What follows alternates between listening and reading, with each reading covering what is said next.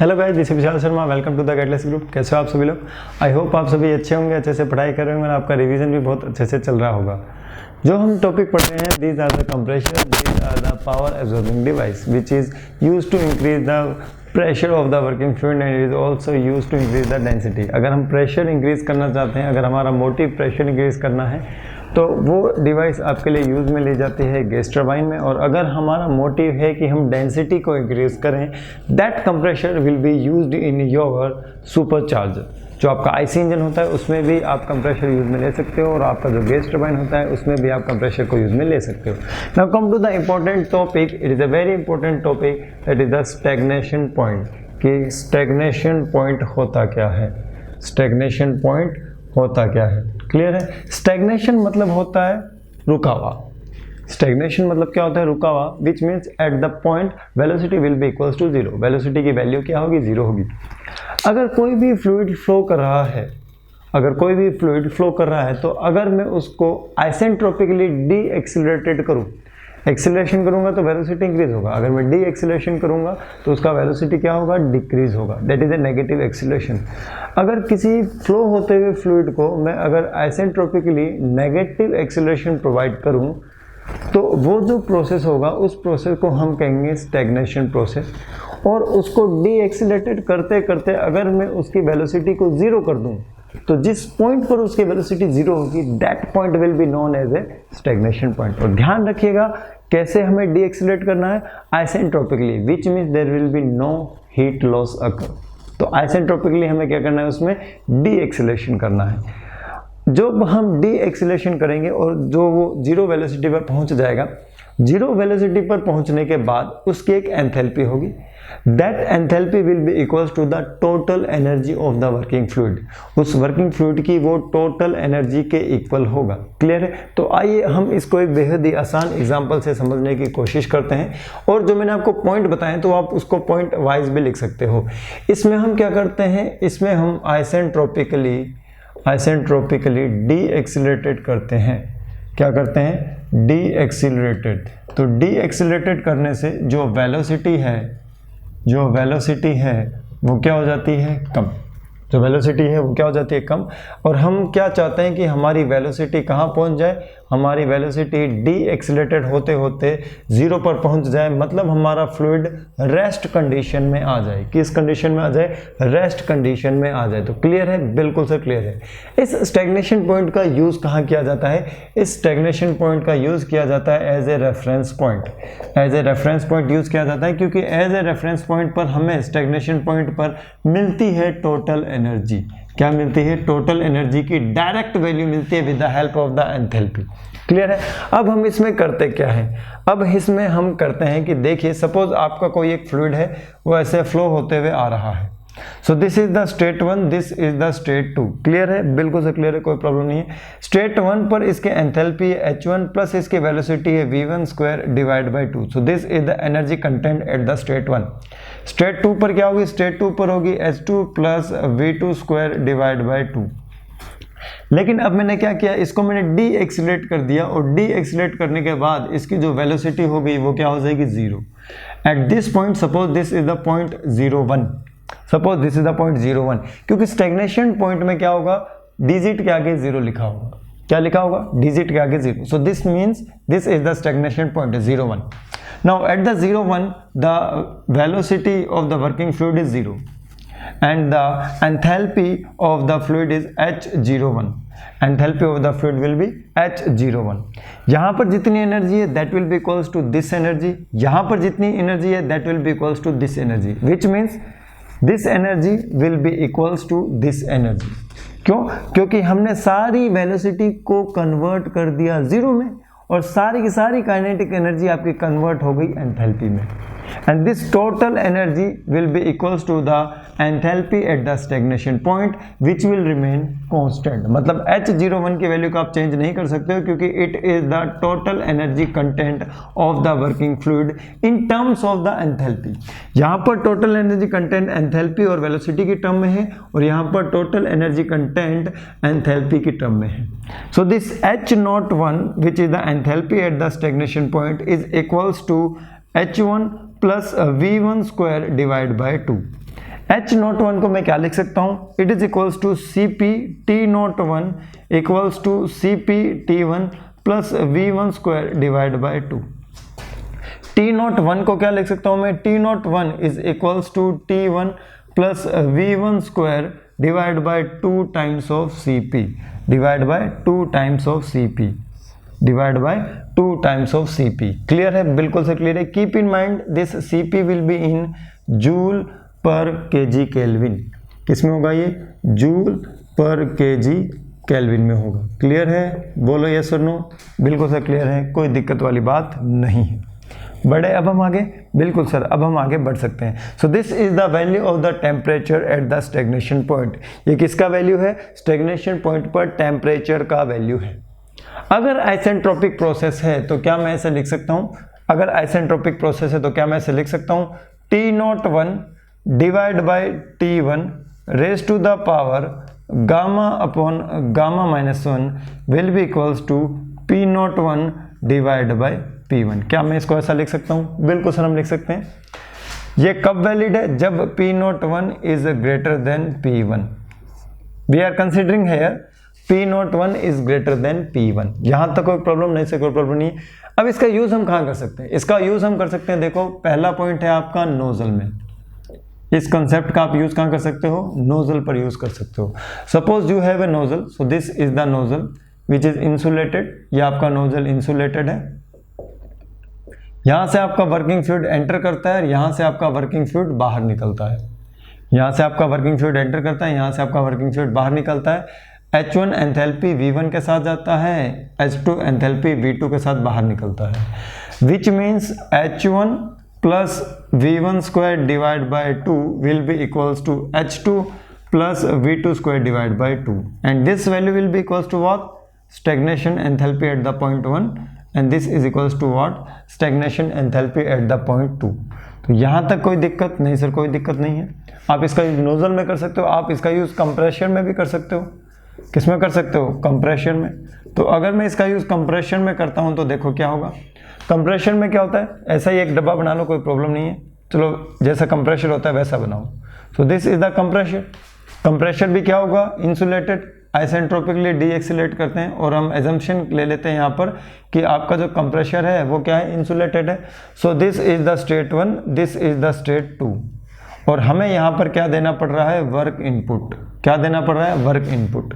तो अंदर जाने वाले इक्वल्स टू बाहर आने वाले। अंदर कौन कौन जा रहा है, देखो अंदर जा रहा है आपका H1, अंदर कौन जा रहा है आपका H1 प्लस और कौन जा रहा है, प्लस जा रहा है आपका V1 square divide by 2 plus और कौन जा रहा है W input which value will be equals to H2 plus V2 square divide by 2।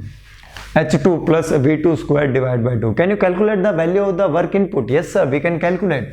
So the value of the work input will be equals to H2 plus V2 square divided by 2 minus of H1 plus V1 square divided by 2। यहाँ तक कोई संदेह, बिल्कुल sir कोई संदेह वाली बात नहीं है। And this value will be equals to, ये किसके इक्वल होगा, देखिए ये वैल्यू होगा आपके H02 डैश, H02 डैश के इक्वल होगा। डैश में इसलिए ले रहा हूं क्योंकि मुझे आइसेंट्रोपिक एफिशिएंसी को क्या करना है, कंसीडर करना है। Minus of H01, minus of H01। तो आपको पता है आइसेंट्रोपिक एफिशिएंसी क्या होती है, यहां बनाते हैं अपने, देखो। So these are the two pressure line. So this is the state 1, this is the state 2। So ये ऐसे यहाँ 2 डैश पर पहुंच गया। तो यहाँ पर हमने क्या किया, आइसेंट्रोपिक एफिशिएंसी को कंसीडर किया है। चलो अच्छा सा बनाता हूँ तब समझ आएगा। सो ये 2 प्रेशर लाइन्स है, ये आइसेंट्रोपिक कंप्रेशन हुआ है। So this is the state 1, this is the state 2। अगर आइसेंट्रोपिक कंप्रेशर नहीं होगा तो आपका कंप्रेशर ज़्यादा कंप्रेस कर देगा और आप किसी दूसरी स्टेट पर पहुंच जाओगे। सो दिस इज द 2 डैश, ये क्या हो जाएगा आपका 2 डैश हो जाएगा। इसीलिए मैं यहाँ पर क्या कंसीडर कर रहा हूँ, H02 डैश। किसको कंसीडर कर रहा हूँ, H02 डैश। यहाँ तो कोई प्रॉब्लम नहीं है। बढ़े आगे, बिल्कुल सर हम बढ़ सकते हैं। If V1 is equals to V2, अगर V1 V2 के इक्वल्स होगा, so this W input will be equals to what, it will be equals to H2 dash minus H1। किसका इक्वल होगा, H2 डैश माइनस H1। यहाँ तक कोई problem, no sir, आगे बढ़िए। So this W input will be equals to what, इसी में आगे लिख लूँ, लिख लीजिए, this value will be equals to Cp T2 dash minus T1। S2 dash है तो लेना भी क्या पड़ेगा, T2 डैश। क्या लेना पड़ेगा, T2 डैश। अगर मैं T2 लेना चाहूं तो मुझे क्या कंसीडर करना पड़ेगा, आइसेंट्रोपिक एफिशिएंसी। ठीक है, तो अब मैं बात करता हूं पावर इनपुट की। Power input will be equals to m dot Cp T2 dash minus T1, m dot Cp T2 dash minus T1। अगर मैं यहां पर आइसेंट्रोपिक एफिशिएंसी को कंसीडर करूं, then this power input will be equals to what, ये power input किसके equal होगा, जल्दी से बताओ। ये पावर इनपुट में हम आइसेंट्रोपिक एफिशिएंसी से क्या कर देंगे, मल्टीप्लाई कर देंगे, और T2 की जगह कौन आ जाएगा, T2 डैश की जगह कौन आ जाएगा, T2 आ जाएगा। तो T2 डैश की वैल्यू को कैलकुलेट करना हमने गैस पावर साइकिल में बहुत अच्छे से सीखा है।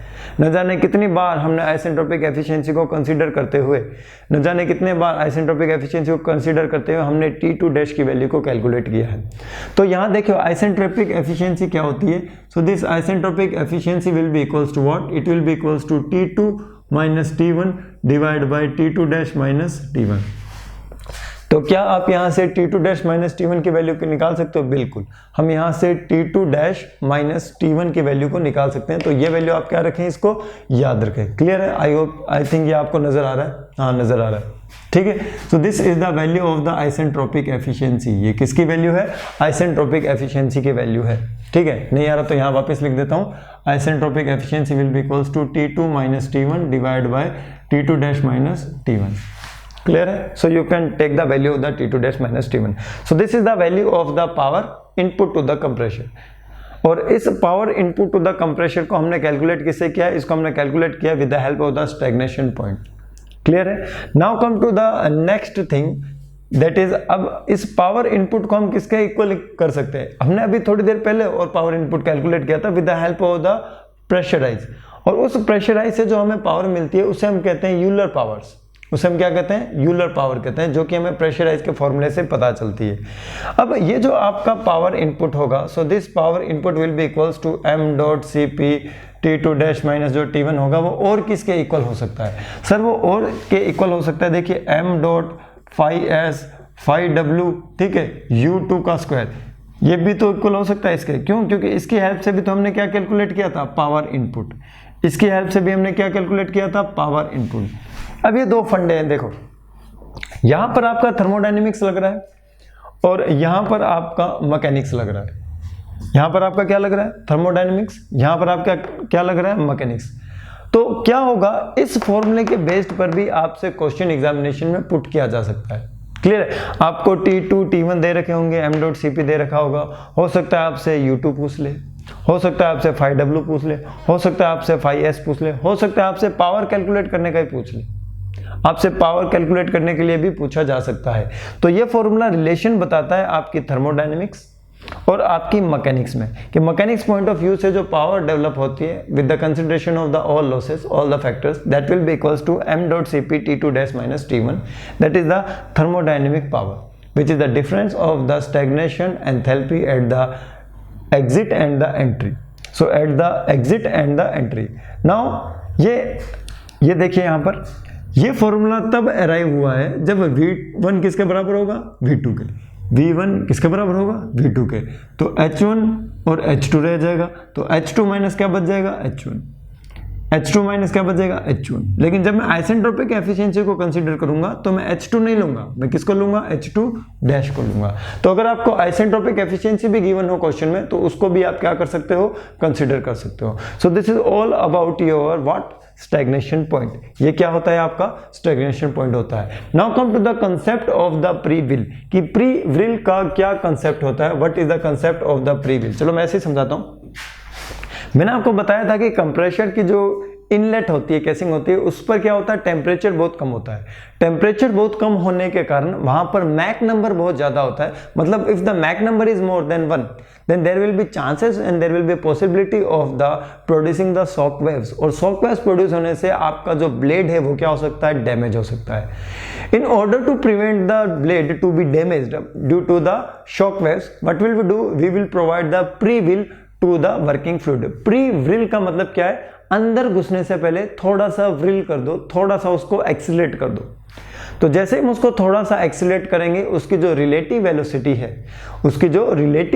वो डिक्रीज हो जाएगी, और रिलेटिव वेलोसिटी डिक्रीज होने के कारण जो मैक नंबर है वो भी क्या हो जाएगा, रिड्यूस हो जाएगा, और आपकी जो ब्लेड है वो डैमेज होने से क्या हो जाएगी, बच जाएगी।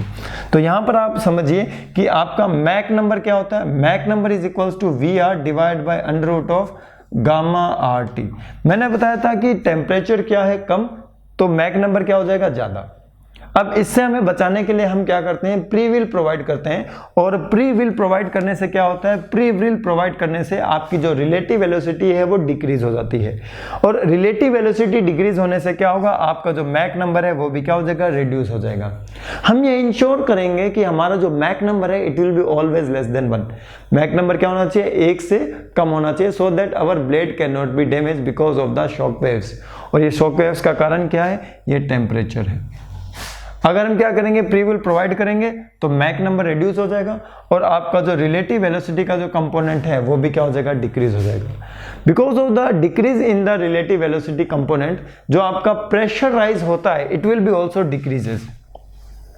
आपका जो प्रेशर राइज होता है it will B also decreases. Relative velocity decrease होगी, मैक नंबर डिक्रीज होगा, अच्छी बात है। लेकिन रिलेटिव वेलोसिटी डिक्रीज होने से प्रेशराइज डिक्रीज होगा, और प्रेशराइज डिक्रीज होने से हम जो प्रेशर चाहते हैं वो नहीं मिल पाएगा, और हमें ज़्यादा वर्क इनपुट देना पड़ेगा। क्या करना पड़ेगा, ज़्यादा वर्क इनपुट देना पड़ेगा। So there is also advantage of the prewhirl and it is also a disadvantage of the prewhirl. इसको हम एडवांटेज डिसएडवांटेज नहीं कहेंगे, इसे हम कहेंगे effect of the prewhirl. इसे हम क्या कहेंगे, effect of the prewhirl. तो ध्यान से सुनिएगा, प्री व्हील मतलब पहले एक्सीलरेट करो फिर अंदर घुसाओ। तो जब हम पहले एक्सीलरेट करके फिर अंदर घुसाएंगे तो उस कंडीशन में क्या होगा, रिलेटिव वेलोसिटी डिक्रीज हो जाएगी, और रिलेटिव वेलोसिटी डिक्रीज होने के कारण आपका जो ये मैक नंबर है वो डिक्रीज हो जाएगा, और मैक नंबर डिक्रीज होने से आपकी शॉक वेव्स प्रोड्यूस नहीं होगी, और अगर शॉक वेव्स प्रोड्यूस नहीं होगी तो आपकी ब्लेड को कोई भी नुकसान नहीं होगा। तो ये चीज़ आपको याद रखनी है। उसके बाद इफेक्ट आता है कि शॉक वेव से तो हम बच गए, लेकिन रिलेटिव वेलोसिटी डिक्रीज होने से आपका जो प्रेशर राइज है वो भी क्या हो जाएगा, डिक्रीज। अब बात आती है कि हम एक्सीलरेशन कैसे प्रोवाइड करें। एक्सीलरेशन प्रोवाइड करने के लिए हम गाइड ब्लेड्स का यूज कर सकते हैं। हम क्या करेंगे, गाइड ब्लेड्स का यूज करते हुए उसको थोड़ा सा वेलोसिटी प्रोवाइड करेंगे, थोड़ा सा एक्सीलरेशन प्रोवाइड करेंगे, सो दैट वो इजीली एंटर हो जाएगा, और इजीली एंटर होने के साथ साथ मैक नंबर भी क्या हो जाएगा, रिड्यूस हो जाएगा। क्लियर है, बिल्कुल सर क्लियर है। तो ध्यान रखिएगा, दिस थिंग जो मैंने अभी आपको ये बताया, so this thing is related to the prewhirl. This thing is related to the pre wheel. Clear है, बिल्कुल क्लियर है। तो ये भी आप उस तरीके से डायग्राम बना के समझ सकते हो कि प्री व्हील का डायग्राम किस तरीके से होता है। एक डायग्राम बनाइए आप व्हील के साथ, एक डायग्राम बनाइए आप बिना व्हील के साथ। तो जब हम बिना व्हील के साथ बनाएंगे तो हमारा जो रिलेटिव वेलोसिटी कंपोनेंट होगा इट विल बी इंक्रीज, और अगर हम व्हील के साथ बनाएंगे तो हमारा जो रिलेटिव वेलोसिटी कंपोनेंट होगा इट विल बी डिक्रीज। तो ध्यान से सुनिए मेरी बात, व्हील प्रोवाइड करेंगे तो रिलेटिव वेलोसिटी आपकी क्या हो जाएगी, डिक्रीज हो जाएगी। Now come to the velocity diagram. So the velocity diagram will be like this. This is without pre wheel. Clear है, this is without pre whirl. So this is the V1 and this one is the VR1, और ये है आपका U1 and this is the alpha, this is the beta, ऊपर आपके blade है। Clear है। और अगर हम व्हील प्रोवाइड करेंगे तो आपका डायग्राम कुछ इस तरीके से बनेगा। So this one is with wheel, so this is with pre wheel. तो जब हम ऐसा बनाएंगे तो जो VR2 है, VR1 है, एज कंपेयर टू दिस वो क्या हो जाएगा, कम, और ये हो जाएगा आपका V1। So this U1 will remain same. ठीक है, ये एंगल होगा आपका अल्फा, ये एंगल होगा आपका beta. So this angle will be the delta. आपका जो इनलेट कंपोनेंट है एब्सोल्यूट वेलोसिटी का, it will be deflected by which angle, delta angle, because of the pre wheel. आपका जो ब्लैक वाला है वो कैसा है, ये है आपका विदाउट प्री व्हील। ये क्या है आपका विदाउट प्री व्हील। तो अब देखिए मैंने क्या कहा है, मैंने ये कहा है कि जो आपका रिलेटिव वेलोसिटी है it will B decreased. Relative velocity क्या हो जाएगा, decrease, which means relative velocity with pre wheel, relative velocity with pre wheel it will be less than the relative velocity without pre wheel, without pre wheel. तो यहाँ पर आपका जो pre wheel का जो कंसेप्ट है ये क्लियर होता है। Now come to the next topic, that are the different coefficient which is used in your compressors. So guys these are the different coefficient which is used in your compressor. पहला coefficient है आपका flow coefficient. Flow coefficient means regarding the flow. ये ratio होता है आपका mass flow rate divide by mass flow rate at the impeller. तो मतलब नीचे क्या आएगा, इंपेलर, नीचे क्या आएगा, यहां पर भी इंपेलर। तो मास फ्लो रेट क्या होता है, रो टू A2 VF2, रो two A2 VF2। A1 VF1 इसलिए नहीं लिया क्योंकि हम इंपेलर की बात कर रहे हैं। So mass flow rate will be considered as rho two A2 VF2। Impeller की जब हम बात करेंगे तो हम U2 को कंसीडर करेंगे। So mass flow rate at the impeller can be considered by using the velocity U2 will be equals to rho two A2 U2। अब देखिए रो टू से रो टू कैंसिल आउट, A2 से A2 कैंसिल आउट, बच क्या गया आपका VF2 divide by U2, VF2 divide by U2। So this is the ratio of the flow coefficient, sorry, this is the value of the flow coefficient which is the ratio of the VF2 divided by U2. Now come to the next coefficient, that is the head coefficient. कौन सा coefficient है ये, head coefficient है, which is the ratio of the enthalpy change divided by the energy available. So this is the ratio of the enthalpy change divided by kinetic energy at the impeller tip. Enthalpy change of the state को हम क्या लिख सकते हैं, delta H लिख सकते हैं। So phi H will be equals to delta H divide by kinetic energy half mv square. तो उसी तरीके से मैं यहां पर ले आता हूं U2 स्क्वायर डिवाइड बाय 2। अगर मैं h को लेकर चलता हूं तो ये क्या हो जाता है, U2 स्क्वायर डिवाइड बाय 2। अभी हमने थोड़ी देर पहले कंप्रेशर और पंप के साथ डील किया था, उसके इनलेट और एग्जिट पर हम लेके चल रहे थे H1 plus V1 square divide by 2। तो अगर हम H1 की बात करेंगे तो उसके साथ क्या आएगा, V1 स्क्वायर डिवाइड बाय 2। तो ठीक उसी तरीके से अगर मैं डेल्टा H की बात करूंगा तो उसके साथ नीचे क्या आएगा, U2 square divide by 2। Clear है, बिल्कुल से क्लियर है। Now come to the next coefficient, that is the pressure coefficient. What is the pressure coefficient? दो टाइप के वर्क होते हैं, एक होता है आपका आइसेंट्रोपिक वर्क, दूसरा होता है यूलर वर्क। तो आइसेंट्रोपिक वर्क थर्मोडायनेमिक्स वाला, यूलर वर्क आपके मैकेनिक्स वाला। इन दोनों का जो रेशियो होता है उसे हम क्या कहते हैं, जल्दी से बताइए, प्रेशर कोफिशिएंट। आइसेंट्रोपिक वर्क मतलब बिना लॉस के, आइसेंट्रोपिक वर्क मतलब बिना लॉस के, that will be equals to Cp T02 minus T01।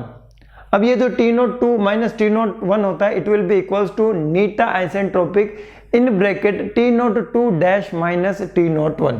So T02 dash minus T01 divide by Euler's work, that will be equals to VW2 U2, that will be equals to VW2 U2। and if VW2 will be equals to U2 तो नीचे क्या हो जाएगा आपके U2 का square. so this is the value of the pressure coefficient। now come to the again Cp T02 dash minus T01, Cp T02 dash minus T01। अभी हमने थोड़ी देर पहले कैलकुलेट किया था, m dot Cp into T02 dash minus T01 will be equals to m dot into phi s into phi w into U2 का square. तो इसको मैं रिप्लेस करके क्या लिख सकता हूँ, phi s phi w into U2 का स्क्वायर। तो जब मैं उसको इस तरीके से रखूंगा तो U2 का स्क्वायर U2 का स्क्वायर कैंसिल्ड आउट हो जाएगा, then you will get the value of the phi p, that is the pressure coefficient which is equals to the neta isentropic into phi s into phi w, which means it is a product of the isentropic efficiency and it is the product of the phi s, that is the slip factor, and it is the product of phi w, that is the work factor। so the last one is the degree of reaction। what is degree of reaction? degree of reaction is the ratio of the pressure rise कहाँ हो रहा है, उन दोनों का ratio है। और ये किसका रेशियो है, आपका रोटर में कितना प्रेशराइज हो रहा है, आपके रोटर में कितना प्रेशराइज हो रहा है due to the diverging action, और आपके टोटल स्टेज में कितना प्रेशराइज हो रहा है, that is the pressure rise in the stator plus pressure rise in the rotor. तो प्रेशराइज रोटर को अगर मैं कैलकुलेट करना चाहूं तो प्रेशराइज रोटर क्या होगा, that will be equals to pressure rise in the stage minus pressure rise in the stator. Stator मतलब आपका डिफ्यूजर, की डिफ्यूजर में कितना प्रेशराइज होने वाला है। सो यहां पर आप जब वैल्यू पुट करोगे you will get the 1 minus pressure rise in the stator divide by pressure rise in the stage. तो अगर हम बात करते हैं प्रेशराइज इन द स्टेटर, तो जो काइनेटिक एनर्जी आपके रोटर में इंक्रीज होती है, that total kinetic energy will be converted into the pressure energy in your diffuser zone. तो इसकी वैल्यू क्या होती है, V2 square minus V1 square divide by 2 plus U2 square minus V1 square divide by 2। अगर हम U1 को U2 के equal कर दें, मतलब change in your tangential velocity, अगर हम उसको बहुत नेग्लेजिबल माने, which means effect of the centrifugal, अगर हम उसे नेग्लिजिबल माने तो U1 U2 को हम कंसिडर नहीं करेंगे, तो हम सिर्फ किसको कंसिडर करेंगे, इंपल्स इफेक्ट को हम कंसिडर करेंगे। Now come to the stage, stage को हम लेते हैं pressure rise VW2 U2 minus VW1 U1। if the value of the VW1 is 0 then we will consider only VW2, so it will be VW2 into U2। अगर मैं इसको solve करता हूं, V2 की वैल्यू को कैलकुलेट करने की कोशिश करता हूं, so this V2 square will be equals to VF square, नीचे आ जाएगा 2, VW square नीचे क्या आ जाएगा 2, because these two are the component of the V2। now we know that this VF2 will be equals to VF1 which is also equals to V1। तो यहाँ क्या लिख सकता हूँ मैं, V1 का स्क्वायर लिख सकता हूँ। तो जब मैं यहाँ V1 का स्क्वायर लिखूंगा और उसको इधर लेके आऊंगा, you will get the value of the V2 square minus V1 square that will be equals to VW2 square। तो इसकी जगह मैं क्या लिख सकता हूँ, VW2 square लिख सकता हूँ। जब मैं यहाँ पर VW2 square लिखूंगा तो नीचे वाला VW2 ऊपर वाले की एक पावर को कट कर देगा, then you will get the VW2 और नीचे बचेगा आपका 2 और U2। so the degree of reaction will be equals to R will be equals to 1 minus VW2 divided by 2U2। so it is a very simple formula। इस पर आपके direct examination में question पूछे जा सकते हैं। तो यहाँ पर आपका जो ये सेंट्रीफ्यूगल जो आपका कंप्रेशर है ये कंप्लीट हो चुका है। अब आपके दो कंप्रेशर बचते हैं, that is the axial flow compressor and the reciprocating compressor, and we will cover it in the following classes. फिर मिलते हैं मोमेंट नेक्स्ट क्लास में, तब तक के लिए bye bye, take care, wish you best of luck guys.